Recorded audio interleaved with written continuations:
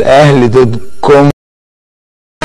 حياتي يا عين مش زيه الفرح في صدري الباقي كله عذاب عذاب عذاب.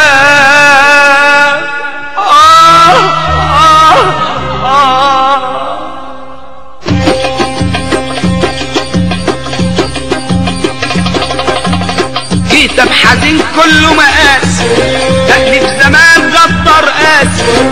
كتاب حزين كله مقاسي تأليف زمان غدر قاسي. الفرح سطر غلط مكتوب لما الزمن كان يوم ناسي. كان يوم ناسي مكتوب في اول صفحات وحيد غريب وادي حياته. مكتوب في اول صفحات وحيد غريب وادي حياته. هيعيش حزين ويسيبها حزين. امضى الزمن وتحياته وتحياته. كتب الزمان جواه من غير ما يلحق ويشم. كتب الزمان جواه. عشان تعرف تجاوب. ها بنقول الست عنايات متعودة يا استاذ سرحان. اسمع السؤال عشان تعرف تجاوب عليه. انت شكوكو مش ده ابراهيم شكوكو يا ابني خليك معايا مالكش دعوه بيه. اسمع السؤال اللي بقوله لك عشان تعرف تجاوب عليه. ها استاذ سرحان. ايوه قلنا الست عنايات متعودة.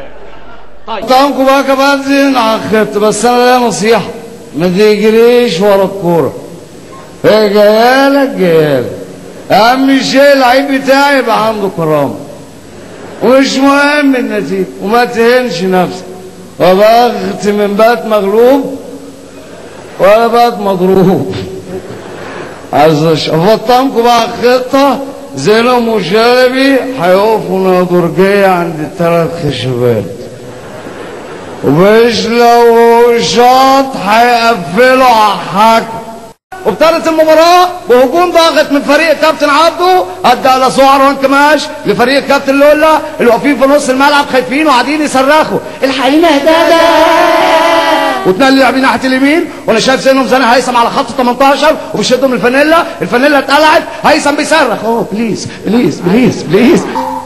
هي حكم انت ده ايه اللي انت حاسبه ده. هي حكم انت هي انت ده. هي حكم انت ده ايه اللي انت حاسبه ده. هي حكم انت هي انت ده. وصفر الحكم وانهى المباراه لصالح الكابتن عبده.